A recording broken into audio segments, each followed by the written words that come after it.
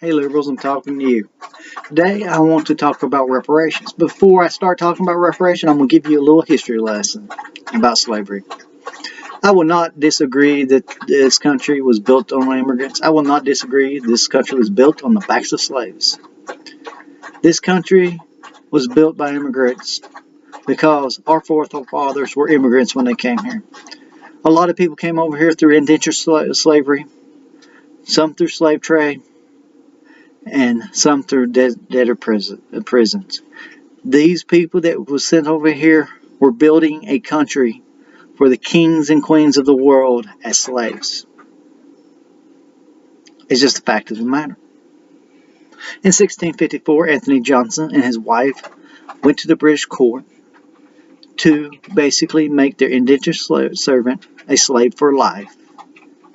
His name was John Castro. They won their case. John Castro was a black man, but Anthony Johnson and his wife were black too. When this happened, a lot of indentured servants became slaves for life, and some of them were white, some of them were black. Some of them were Italian. Like I said, different ethnicity, but were slaves of this country. Now, granted, the United States become its own country, and at this time, mostly. And I will not deny most slaves were black, but there were still white slaves. There were still Italian slaves, Asian slaves, Indian slaves, all kinds of slaves during this time. Okay? In 1857, the Supreme Court legally recognized slavery. It was the Dred Scott decision. Dred Scott versus John Sanford. John Sanford was black. Dred Scott was black. John Sanford became the first legally slave owner. He was a black man, became the first legally slave owner. Okay? In the height of the slavery in 1860, a government census was taken, and 7.6% of family members owned slaves in the United States. Now you'll look up and some people say 25%, but they're just saying they ain't proven documents. They ain't stating. They have nothing to back up their claim. But I saw a 1860 census, 7.6% of family members owned slaves. This is a true statement.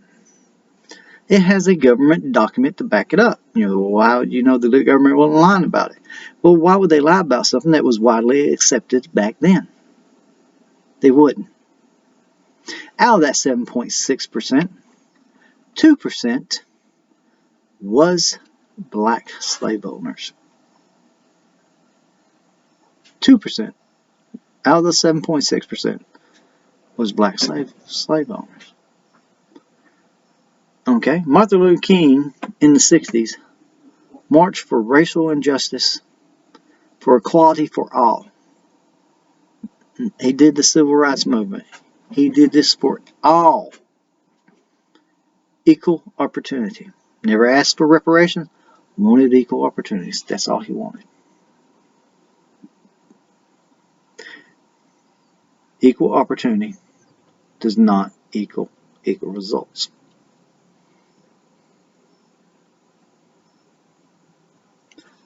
Equal opportunity does not equal equal results. And you say you want reparations for equality. Okay? We'll get to that in a minute. Let's talk about reparations as far as who gets it. They're talking about giving $800,000 to every black family. Okay. Every black family gets $800,000. Who pays for it?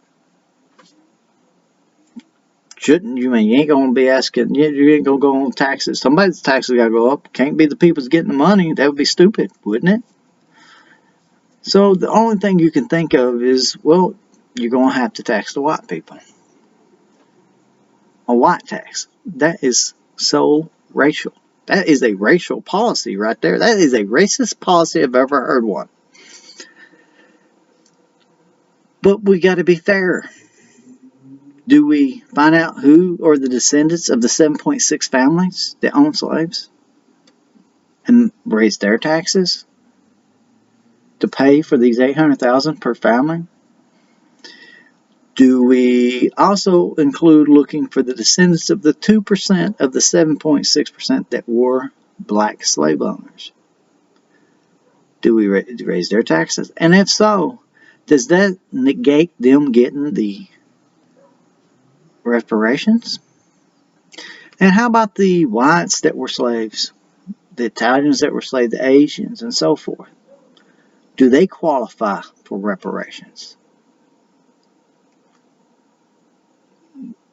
I'm against reparation because reparation is a racist ideology.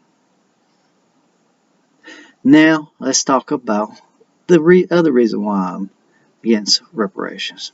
Like I said before, MLK marched for equality of all and never asked for reparations, just equal opportunity. And you want to say, well, we do not have equal opportunity today. That's a lie. There's so many proofs to go to. In your ideology, a black woman cannot reach great heights. Oprah Winfrey is the most richest female in history. She's one of the richest people in the world. Equal opportunity. She had equal opportunity, she worked hard, she was dedicated, and with luck, she got where she was at. Equal opportunity. Denzel Washington. A great, successful acting career. Equal opportunity. Patrick Mahomes. Highest paid NFL quarterback. Equal opportunity. Let's talk about 2019, the highest grossed actor. Dwayne "The Rock" Johnson. Equal opportunity. And the list can go on and on and on and on. There's equal opportunity out there. Equal opportunity does not equal results. You must work hard, you must be dedicated, and you must have a little bit of luck. There's winners and losers in life. And I'm sure these people I mentioned lost before they won. But you need dedication. You need hard work. And you need a little bit of luck. But if you're going to ask for reparations and expect somebody to give you money and you get that $800,000 is not going to benefit your life because you're going to be needing more before it's going to be gone. The $800,000 is going to be gone before you know it. And then you'll ask for more. And those white people that feel so guilty, why don't you just give a person of color your money and quit trying to make me come out of my pocket for something I don't believe in? Reparation is a racist ideology. It is an unfair ideology for people that are lazy, that don't want to work. Martin Luther King never once asked for reparation. He asked for equal opportunity. You have the opportunity. I have the opportunity. We all have the same opportunity. Now, are you willing to be dedicated? And you better hope you have some luck. Because that's the only way you can reach great heights. Is hard work, dedication, and a little bit of luck. But you can be happy with your life by knowing that you worked hard for what you have.